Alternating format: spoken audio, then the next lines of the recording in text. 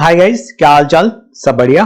तो आज की क्लास हम लोग देखने वाला है यूनिट 2 प्रिंसिपल्स ऑफ मैनेजमेंट। बहुत इंटरेस्टिंग और इंपॉर्टेंट क्लास होने वाला है और आई होप कि तुम लोग यूनिट 1 बढ़िया से समझ लिया होगा और उसका नोट्स भी अपने कॉपी में तैयार कर लिया होगा। बाकी देने का कोई कोशिश नहीं करेगा क्योंकि सबका टारगेट 90 प्लस होने वाला है इस साल और मकसद तुम लोगों को पता ही है, फर्स्ट रैंक लाना है सबको, दूसरा गवर्नमेंट का स्कूटी नहीं छोड़ना है और तीसरा अपने रिजल्ट से पेरेंट्स को खुश करना है। आ रहा बात समझ में? तो मेहनत चाहिए, फाकी देने से कोई काम नहीं होगा। क्लास 10 का रिजल्ट तुम लोग ऐसे फाकी दे के निकाल दिया, 11 भी निकाल दिया, लेकिन इस साल पढ़ना है, जोरदार पढ़ाई करना है, समझ रहा है? नहीं तो अफसोस कब होता है पता है? रिजल्ट वाले दिन, कि भाई साहब थोड़ा सा पढ़ाई कर लिया रहता तो रिजल्ट बढ़िया हो जाता। तो ये अफसोस नहीं करना है, मेहनत अभी से चालू करना है। आ रहा बात समझ में? जा रहा है कुछ खोपड़ी में बात? तो ठीक है फिर अच्छा क्लास चालू करता है। तो देखो, meaning of Principles of management. Principles of management are broad and general guidelines for managerial decision making and behavior. This helps managers in planning, organizing, leading and controlling the organization efficiently. Principles of management basically broad और general guidelines है, मतलब rules and regulation भी बोल सकता है। किसके लिए? Managers के लिए, for decision making and behaviour. ये जो प्रिंसिपल्स है, रूल्स, रेगुलेशन, गाइडलाइंस है, ये मैनेजर्स को मदद करता है किसमें? प्लानिंग करने में, ऑर्गेनाइजिंग, लीडिंग, कंट्रोलिंग। क्या चीज? ऑर्गेनाइजेशन। समझ रहा है? तो ये एक तरीके से समझ लो रूल्स है, गाइडलाइंस है जो कि मैनेजर्स को हेल्प करता है बिजनेस को अच्छे तरीके से रन करने में। आगे देखो, they are not rigid rules but flexible guidelines developed through experience, research and observation, help in understanding cause and effect relationship in management, aim to ensure efficient and effective management.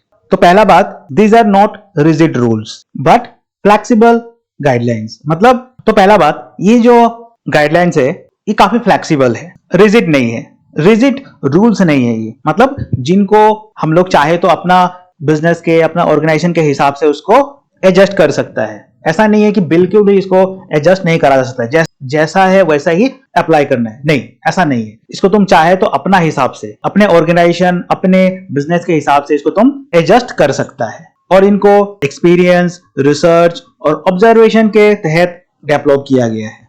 They help in understanding cause and effect relationship in management, aim to ensure efficient and effective management. आगे दिखता है nature और characteristics of principles of management. तो पहला है universal application. Principle of management are applicable to all organisations, businesses और non businesses, big और small.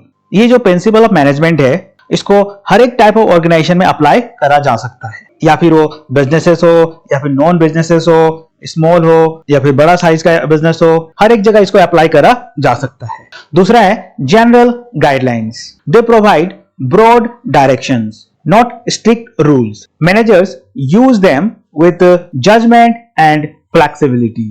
तो ये जो जनरल गाइडलाइंस है ये स्ट्रिक्ट रूल्स नहीं है, बल्कि ये हमें एक डायरेक्शन देता है और बिजनेसेस के अंदर, ऑर्गेनाइजेशन के अंदर जो मैनेजर्स है they use them with judgement and flexibility. अपने बिजनेस के अनुसार, अपने ऑर्गेनाइजेशन के अनुसार इन प्रिंसिपल्स को, जनरल गाइडलाइंस को एडजस्ट करके अप्लाई किया जाता है। नेक्स्ट है formed by practice and experimentation. This principles are developed through real life experiences, observations and research by experts.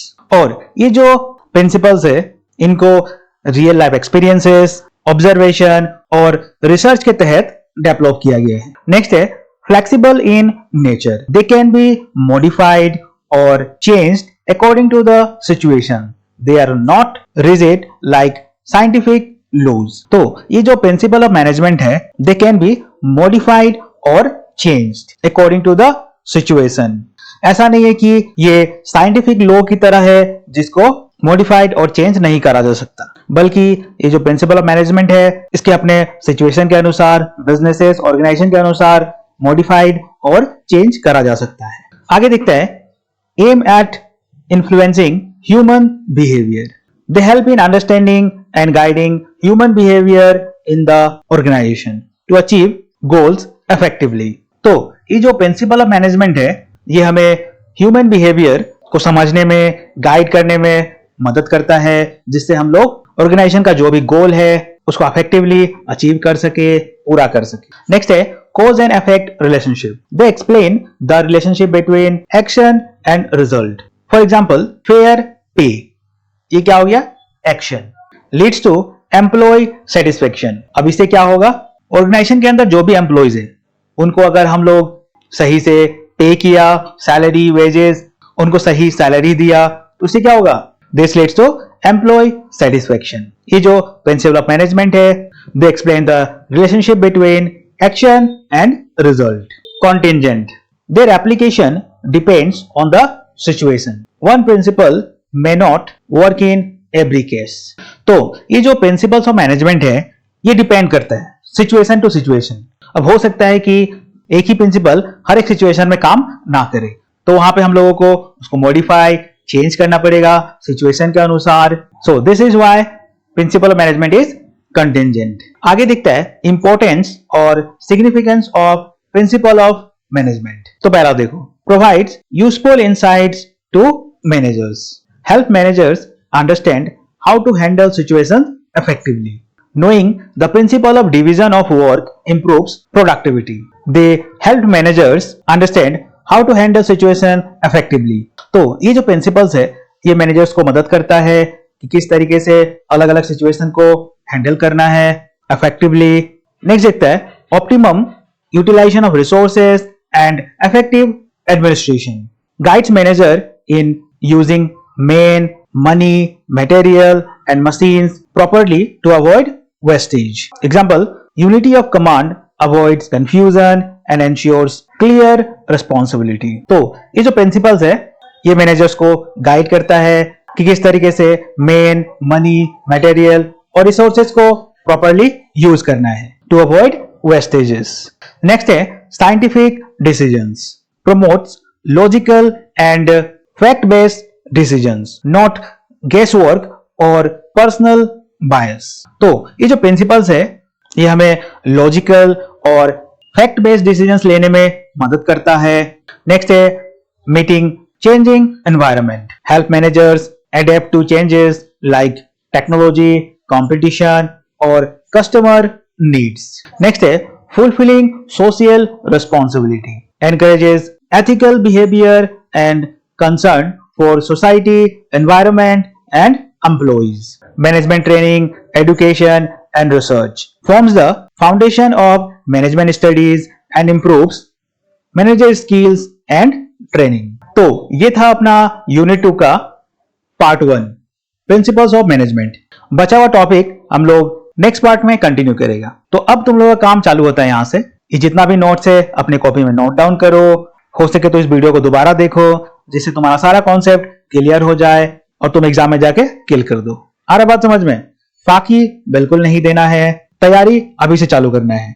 तुम सोच रहा है कि एग्जाम से हफ्ता 10 दिन पहले चालू करेगा और खत्म कर देगा तो फिर फंस जाएगा. ऐसा काम नहीं करना है. अभी से ही थोड़ा थोड़ा थोड़ा करके काम चालू कर देना है. और टारगेट सबको पता है 90+, उससे कम सोचना ही नहीं है. अगर सोचा तो बहुत मार खाएगा. आ रहा बात समझ में? जा रहा है कुछ खोपड़ी में बात? तो इस बात को बढ़िया से अपने दिमाग में डाल लो और तैयारी में लग जाओ. तो चलो फिर आज के लिए इतना ही रखता है. वीडियो को लाइक कर देना, अपने दोस्तों में शेयर कर देना, कुछ डाउट हो तो कमेंट कर सकता है और साथ ही साथ सब्सक्राइब भी कर देना. चलो ठीक है फिर, बाय बाय.